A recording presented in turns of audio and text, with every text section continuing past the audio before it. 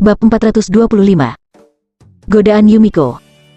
Di bawah pandangan belati, Yumiko mendekat selangkah demi selangkah, dengan niat membunuh di matanya.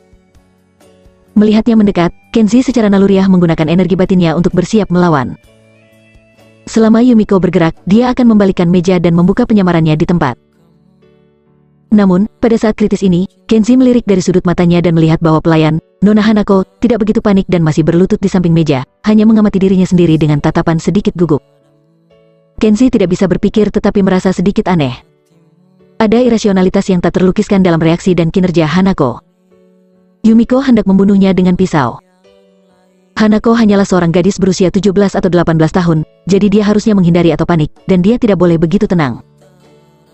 Kenzi mulai curiga bahwa mungkin Yumiko tiba-tiba begitu bersemangat sehingga dia bahkan ingin membunuh seseorang, tetapi dia melakukannya dengan sengaja untuk menguji keteguhannya sendiri. Jika Yumiko sudah menentukan bahwa dia adalah Kenzi, tidak perlu bercerita pada dirinya sendiri, dan tidak perlu mengundang dirinya untuk makan malam. Alasan mengapa dia melakukan ini adalah karena dia belum yakin bahwa dia benar-benar Kenzi Harimurti. Sudah terlambat untuk mengatakan itu, dan pada saat Yumiko dipaksa untuk muncul, Kenzi telah membatalkan rencananya untuk bertarung, mengangkat dadanya, dan memasang postur menyerahkan lehernya. Yang mulia Yumiko, saya baru saja mengatakan kata yang adil barusan. Apakah karena ini yang mulia akan marah dan menyerang orang lain dengan pedang dan tangan? Kenzi bertaruh bahwa dia tidak akan benar-benar membunuh dirinya, dan dia berpura-pura tidak tenang. Kenzi, kamu akan mati. Yumiko tampak sangat marah sehingga rok merahnya melonjak saat dia berbicara, dan dia mengeluarkan kaki dari roknya yang robek dan menendang dadanya. Kenzi tidak berencana untuk melawan, dia ditendang olehnya dan mengerang, dia terbalik dan meluncur beberapa meter dari lantai. Yumiko mendengus centil dan menukik lagi, kaki panjang seputih salju yang keluar dari rok yang terbuka menghantam dada Kenzi.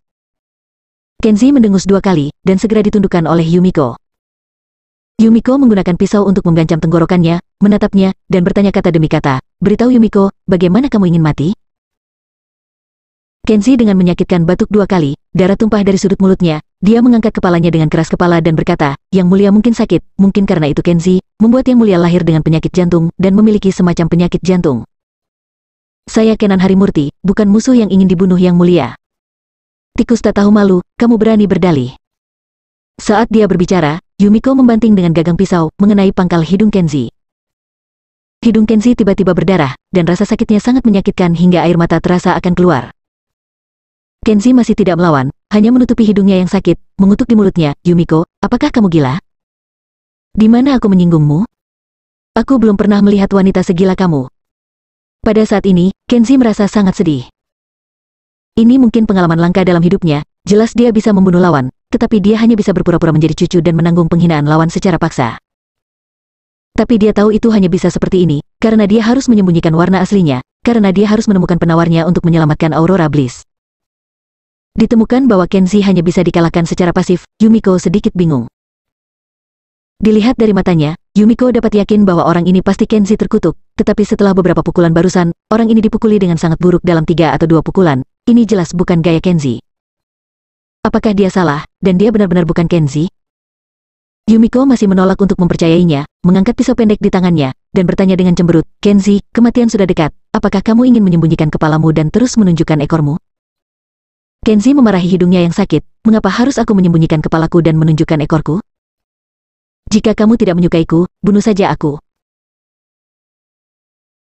Aku Kenan Harimurti, bukan Kenzi Harimurti yang memperkosamu. Baga. Yumiko bahkan lebih marah, mengangkat pisau pendek di tangannya dengan kasar. Nona. Pada saat yang sama, Nona Hanako berteriak gugup. Kenzi masih tidak memiliki perlawanan ketika pisau ditusuk, dan ujung tajam pisau berhenti dengan kuat di wajahnya, dan tidak menembus dalam-dalam. Ujung pisau hanya sedikit menembus kulit dan menumpahkan sedikit darah. Meskipun Yumiko marah, dia tidak akan membunuh tanpa pandang bulu. Pada saat ini, dadanya yang menjulang naik dan turun dengan tajam, dan matanya tertuju pada Kenzi. Dia bisa melihat bahwa orang ini sudah membuat rencana untuk mati, dan tusukan di kulit dan pendarahan di ujung pisau dengan jelas menunjukkan bahwa wajahnya adalah kulit permukaan tubuh normal, tidak memakai topeng kulit manusia. Nona, kita mungkin telah melakukan kesalahan, jangan bunuh dia. Nona Hanako buru-buru datang, meraih lengan Yumiko yang memegang pisau, dan menggelengkan kepalanya ke arahnya. Yumiko menatap Kenzi, matanya berangsur-angsur menjadi bingung dengan kebencian. Setelah beberapa saat, ada gemerincing, dan belati jatuh ke tanah. Dia tampaknya telah runtuh. Dia berlutut di tanah dengan mata yang indah dalam kesuraman. Nona, ada apa denganmu? Hanako bertanya cepat. Yumiko menggelengkan kepalanya dengan lemah. Itu bukan dia, itu benar-benar bukan dia. Meskipun dia membenci binatang buas Kenzi yang menghinanya, pada saat ini, ketika dia menyadari bahwa orang di depannya bukan dia, ada sesuatu di hati Yumiko, kehilangan dan kepahitan yang tak terlupakan. Kenzi berbaring di tanah, melihat ekspresi mereka berdua di matanya, dan diam-diam menghela nafas lega di dalam hatinya. Dia berdiri dari tanah sambil memegangi hidungnya yang sakit, dan berkata pada dirinya sendiri, saya dapat melihat dari bawah bahwa ada sesuatu yang salah dengan pikiran yang mulia. Saya berikan yang mulia beberapa nasihat, temui psikiater sesegera mungkin, dan obati penyakit Anda pada waktunya. Ironisnya, Kenzi menarik pintu tenda, dan berjalan pergi dengan marah. Dia tahu betul bahwa tidak disarankan untuk tinggal di sini untuk waktu yang lama, dan dia harus segera pergi. Sangat berbahaya untuk terlibat dengan Yumiko. Ini murni kebetulan untuk bisa lolos hari ini. Anda harus lebih berhati-hati di masa depan, dan Anda tidak boleh bertemu Yumiko lagi. Dia buru-buru berjalan ke bawah dan dengan cepat turun ke bawah, ingin segera pergi dari restoran tempat Yumiko berada, tetapi tepat ketika dia berjalan keluar dari lobi dan hendak menghentikan taksi, Kolonel Hikawa Ibe yang angker melangkah dengan tergesa-gesa di belakang. Tolong tetap tinggal, Tuan Kenan Harimurti. Hikawa Ibe menghentikannya dan memberi isyarat undangan, yang mulia memiliki perintah, silakan kembali dan bicara. Kenzi mengerutkan kening dan menatapnya setelah mendengar ini, diam-diam mengutuk di dalam hatinya. Dia benar-benar ingin merobohkan prajurit yang ini tanpa mengucapkan sepatah kata pun. Bab 426. Tuan Harimurti, wajahmu merah. Kenzi tidak tahu apa yang ingin Yumiko lakukan, tetapi dia tidak berani gegabah, jadi dia harus gigit peluru dan mengikuti petugas ke restoran lagi. Kenzi berjalan ke ruang bilik, Yumiko bukan lagi ekspresi dominan yang dia miliki sebelumnya. Dia berlutut di sana dengan tenang, membungkuk dengan lembut kepada Kenzi, dan mengucapkan kata permintaan maaf. Nona Hanako buru-buru bangkit dan meminta Kenzi untuk duduk, dan berkata dengan lembut, Tuan Kenan Harimurti, saya minta maaf. Nona tahu bahwa perilakunya barusan sangat kasar padamu, jadi dia ingin mengundangmu kembali dan dengan tulus meminta maaf kepada Anda. Kenzi hanya ingin menyingkirkan keterikatan mereka dan tidak duduk. Dia tetap menyendiri dan bersikap sopan, dan berkata dengan acuh tak acuh, Yang mulia Yumiko, Nona Hanako, apa yang terjadi barusan telah berlalu, dan saya tidak akan menyimpan dendam di hati saya. Saya tidak ada lagi yang harus dilakukan di sini, saya masih memiliki urusan bisnis, tolong maafkan saya. Kenzi berbalik dan pergi, Nona Hanako buru-buru berlari untuk menghentikannya dan berkata, Tuan Kenan Harimurti, tolong jangan pergi. Saya ingin mendiskusikan beberapa hal dengan Tuan Kenzi. Kenzi merasa aneh ketika mendengar kata diskusi, dia menoleh dan menatap Yumiko, yang sedang berlutut di tanah. Yumiko sedikit membungkuk padanya, terlihat tenang. Gerakan lembut, hanya memintanya untuk tinggal, sudah berbeda dari gaya yang mendominasi sebelumnya. Kenzi dapat melihat bahwa apakah itu Yumiko atau Nona Hanako, mereka berdua telah kehilangan kewaspadaan dan permusuhan yang mereka miliki sebelumnya, yang jelas menunjukkan bahwa mereka berdua tidak lagi meragukan identitasnya. Ide yang berani dan penuh petualangan perlahan-lahan tumbuh dalam pikirannya. Kenzi menyesuaikan mentalitasnya, menjaga dirinya tetap tenang, menghadap Yumiko lagi, dan duduk berlutut. Yang mulia tidak perlu sopan. Saya tidak tahu apa yang harus dilakukan yang mulia sehingga Anda perlu mendiskusikannya dengan saya. Melihat sikapnya yang hangat, Hanako tersenyum menawan, dan buru-buru berlutut di sampingnya dan menuangkan anggur untuk dia. Sikap Yumiko terhadap Kenzi jauh lebih lembut dari sebelumnya. Dia membungkuk lagi, meminta maaf, dan berkata dengan lembut, Tuan Kenan Harimurti, Yumiko tahu telah menyinggung Tuan barusan, jadi... Kenzi segera angkat bicara dan menyela dia, jika yang mulia memiliki sesuatu untuk dikatakan, Anda dapat berbicara secara langsung. Yumiko mengangguk ringan, lalu menurunkan matanya, wajahnya yang cantik memerah dan berkata, pekerjaan Tuan Harimurti adalah seorang reporter, jadi Yumiko tidak boleh mengganggu Tuan Harimurti. Namun, rahasia yang Yumiko katakan sebelumnya kepada Tuan melibatkan kehormatan keseluruhan keluarga kerajaan tempat Yumiko berada, jadi... Sebelum dia selesai berbicara, Kenzi tahu apa yang ingin dia ungkapkan. Sebelumnya, Yumiko tanpa pamrih mengungkapkan privasi pemerkosaan sebelumnya oleh Kenzi. Sekarang, dia sedikit menyesalinya, dan sangat takut berita semacam ini akan diekspos di surat kabar oleh reporter di depannya. Dalam hal ini, keseluruhan reputasi keluarga kerajaan Oriental benar-benar busuk. Yang mulia, jangan terlalu khawatir, saya akan tutup mulut, saya tidak akan mengambil privasi pribadi yang mulia untuk keuntungan pribadi, dan saya tidak akan melakukan hal-hal tidak bermoral seperti itu. Yumiko menghela nafas lega dan membungkuk lagi, terima kasih. Hanako juga tertawa, menempel erat padanya, Tuan Harimurti, Hanako dapat melihat bahwa kamu adalah orang yang baik. Nona memukulmu tadi, tapi kamu tidak menyalahkan itu sama sekali, kamu pasti dia pria yang baik dan rendah hati. Mendengar lelucon Hanako, Kenzi hanya bisa tersenyum canggung dan menjawab, Nona Hanako terlalu memuji. Sebenarnya saya tidak baik hati, tetapi takut. Itu adalah rahasia, saya takut akan dibungkam oleh Yang Mulia. Tidak, Nona muda tidak seburuk yang Anda pikirkan, dan tidak mungkin Nona membunuh orang. Jelas, Hanako, 17 atau gadis berusia 18 tahun, hanya naif. Gadis kecil yang cerdas, Kenzi menjawab lelucon dengan santai padanya, dan dia menganggapnya serius, berpikir bahwa Kenzi benar-benar takut dibungkam oleh Yumiko. Dengan ocehan Hanako di sebelahnya, suasana di ruang bilik menjadi lebih aktif. Melihat wajah Kenzi terluka oleh dirinya sendiri, tidak hanya merah dan bengkak tetapi juga sedikit berdarah, Yumiko merasa kasihan, dia membungkuk dengan lembut dan berkata, Tuan, Yumiko akan mengobati. Dia bangkit dan pergi, dia membawa penyeka yodium, dan lain-lain dan kemudian berlutut di samping Kenzi, mengulurkan tangannya yang ramping, dan mengoleskan obat ke wajah Kenzi secara langsung. Kenzi tiba-tiba menjadi gugup. Dia sama sekali tidak menyangka Yumiko melakukan hal seperti itu. Sekarang Yumiko sudah begitu dekat, dia bisa mencium nafas Yumiko yang dihembuskan, dan dia diam-diam meragukan bahwa Yumiko masih menguji dirinya sendiri dengan melakukan ini. Wajah ini apakah asli atau palsu? Tidak perlu gugup Tuan, Yumiko hanya ingin menebus kesalahannya yang lalu. Ternyata Yumiko tidak seperti yang dia pikirkan, masih meragukan wajahnya. Pisau Yumiko sebelumnya menembus kulit wajahnya, dan terlihat jelas bahwa wajah Kenzi tidak tertutup kulit, warna kulitnya normal, dan ekspresinya normal. Selain itu, ketika pisaunya jatuh, darah secara alami meluap. Jelas, wajah ini adalah penampilan alaminya. Hanya saja Yumiko tidak tahu bahwa Kenzi tidak perlu menggunakan topeng kulit manusia, dan dia juga bisa mengubah penampilan wajahnya. Kenzi memiliki cemas di hatinya, jadi dia hanya bisa menahan napas dengan gugup, dan membiarkan tangan ramping Yumiko mengoleskan obat dengan lembut ke wajahnya.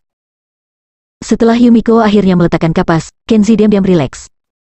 Napas, bahkan keringat muncul di wajah dan dahinya. Hanako tersenyum dan berkata, Tuan Harimurti, wajahmu merah. Tahukah Anda bahwa Anda adalah pria paling beruntung di dunia? Yang Mulia Yumiko tidak pernah melayani pria lain seperti ini kecuali kakeknya. Anda adalah orang pertama yang dilayani secara pribadi oleh Nona Yumiko. Yumiko meliriknya dengan tatapan sedikit mencela. Hanako segera berhenti tersenyum, dan diam-diam menjulurkan lidah merah mudanya, membuat wajah Kenzi makin merah. Kenzi sedikit malu, jadi dia hanya bisa berpura-pura tidak melihatnya, dan mengambil secangkir teh. Yumiko mengambil nampan obat dan berkata dengan halus, Tuan Harimurti, Yumiko telah berada di istana sepanjang tahun dan hampir tidak memiliki teman, apalagi teman dari XXXX. Seorang teman dekat yang tahu segalanya. Kenzi meliriknya sedikit tak terduga, merasa curiga secara naluriah, bertanya-tanya mengapa Yumiko ingin sering berhubungan dengannya. Bab 427. Pria aneh mengikuti pramugari. Makan malam sudah selesai dan sudah jam 9 malam. Setelah Kenzi bertukar kartu nama dengan Yumiko sebagai Kenan Harimurti, dia meninggalkan restoran bergaya Jepang dengan pengawalan pribadi Yumiko. Kenzi tidak tahu mengapa Yumiko ingin tetap berhubungan dengannya dan menjadi teman dekat. Dia secara naluriah merasa bahwa ini sangat berbahaya, dan dia harus berusaha untuk tidak menghubungi Yumiko sebanyak mungkin, tetapi ada suara lain di hatinya, mengingatkannya dengan samar, ini adalah kesempatan yang baik. Jika Anda menggunakan identitas Kenan Harimurti sebagai reporter untuk berteman dengan Yumiko, Anda mungkin bisa mendapatkan beberapa informasi penting dari mulut Yumiko, seperti informasi penangkal jiwa harmoni muda. Kalau begitu, dia tidak perlu lagi mencari lelaki tua bernama Ishikawa Hachiro, dan bisa pulang dengan lancar. Hanya saja dia juga tahu bahwa berinteraksi dengan wanita yang sangat waspada seperti Yumiko tidak kalah seperti bermain api, dia bisa menipunya sekali dengan identitas palsu, tetapi itu tidak berarti dia tidak akan bisa memakainya lagi. Saat dia melihat melalui tubuh aslinya, tidak ada keraguan bahwa itu akan membawa bencana. Kenzi menggelengkan kepalanya dan merasakan sakit kepala yang dalam. Setelah lama menimbang, dia akhirnya membuat keputusan yang sulit, lebih baik tidak bermain api.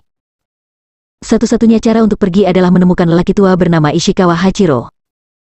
Kembali ke halaman dalam istana, Hanako melihat bahwa cahaya bulan baik malam ini, jadi dia menarik Yumiko sambil tersenyum, dan dia harus menemani nona muda itu berjalan-jalan di hutan bambu. Yumiko mengikuti Hanako ke hutan bambu. Sejak reporter bernama Kenan Harimurti pergi, dia tidak banyak bicara, seolah-olah dia memiliki sesuatu dalam pikirannya, dan dia tampaknya tidak dalam suasana hati yang tinggi. Mengetahui bahwa pasti ada sesuatu di hati nona muda itu, Hanako meraih tangannya dan berkata sambil tersenyum, Nona, menurut Anda orang seperti apa Tuan Kenan Harimurti itu?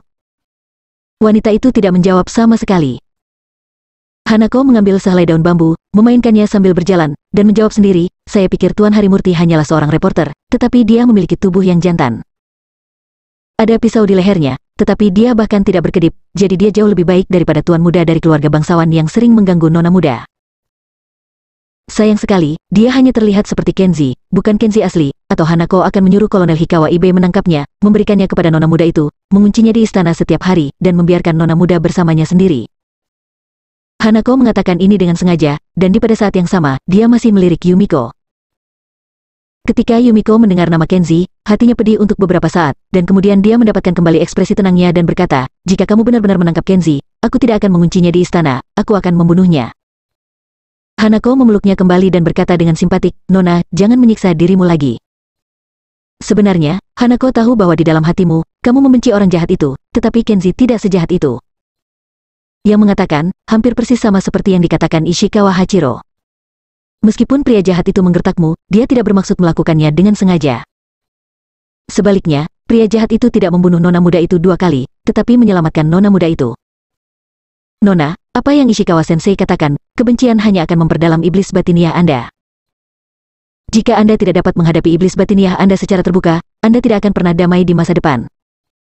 Lama setelah mendengarkannya, suasananya sangat rumit. Penampilan Kenan Harimurti yang sangat mirip dengan Kenzi, seperti pisau, membuka bekas luka di hati Yumiko. Tapi dia tidak tahu mengapa, Yumiko jelas sangat membenci Kenzi, tetapi dia juga ingin sering berhubungan dengan Kenan Harimurti, yang mirip dengan Kenzi. Konflik dan kebingungan semacam ini mungkin adalah iblis batiniah. Setelah turun dari tram, waktu sudah menunjukkan pukul 10 malam. Kenzi tidak terbiasa dengan kawasan CCT, dan setelah berputar cukup lama, ia menemukan jalan yang benar dan berjalan ke rumah perumahan di dekat halte tram. Berbelok di tikungan dan berjalan ke gang kecil, Kenzi kebetulan melihat di depannya, tetangganya, Dian Utami, pramugari, mengenakan seragam pramugari yang cantik, menyeret koper, berjalan di jalan, sosoknya yang tinggi menawan. Ternyata, dia baru saja menyelesaikan misi penerbangan, dan sekarang dia akhirnya pulang kerja dan pulang ke kontrakan. Dian Utami.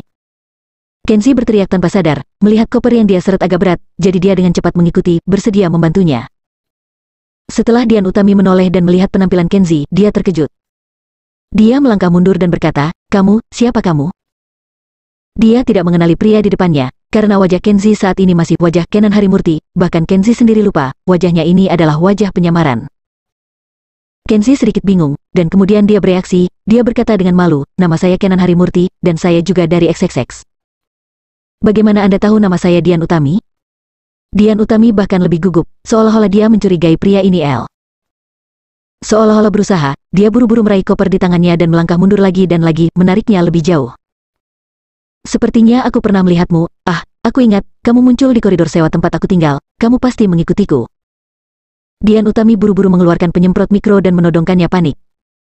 Kamu tidak diizinkan untuk datang ke sini, atau aku akan menyemprotmu." Kenzi dapat melihat bahwa kaleng semprotan berbentuk lipstik kecil di tangannya harusnya adalah senjata pertahanan dirinya, semacam semprotan anti serigala. "Nona Dian, jangan gugup, saya tidak punya niat buruk." "Jelaskan," Dian Utami memotongnya, "siapa kamu, dan apa rencanamu?" Kenzi merasa tidak berdaya, jadi dia mengeluarkan kartu persnya dan menggantungnya. Di dadanya, dia membuat kebohongan putih untuk menutupi, "Nona Dian, saya bukan orang jahat, saya seorang reporter XXX. Aku juga tidak mengikutimu, aku hanya. Aku melihatmu di pesawat, aku tahu kamu seorang pramugari, dan aku tahu namamu, dan kemudian aku tinggal di dekatmu jadi setelah bertemu denganmu, aku merasa sangat ditakdirkan, dan aku ingin membantumu membawa koper, seperti membantu temanku." Mata Dian Utami melebar, dan dia tidak mengerti apa yang dia katakan. Dia masih menodong dengan semprotan anti serigala. Dia, dengan berani berkata, "Saya memperingatkan Anda, jangan ikuti saya lagi, saya punya pacar, jadi dia tinggal di lantai atas. Aku akan memanggil pacarku, dia sangat kuat ya, dia bisa membunuhmu." Kenzi tersenyum pahit setelah mendengar ini, bertanya-tanya apakah kamu menggertakku? "Pacarmu tinggal di lantai atas, mengapa kita tidak pernah bertemu? Mungkinkah pacarmu adalah Kenzi yang tinggal di seberangmu?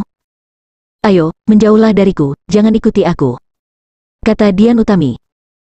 Pada saat ini, tawa serak datang dari ujung lain gang, dan keduanya menoleh untuk melihat bersama, hanya untuk melihat seorang pria gemuk dengan setelan jas tertawa cabul, diikuti oleh sekelompok besar orang yang tidak peduli.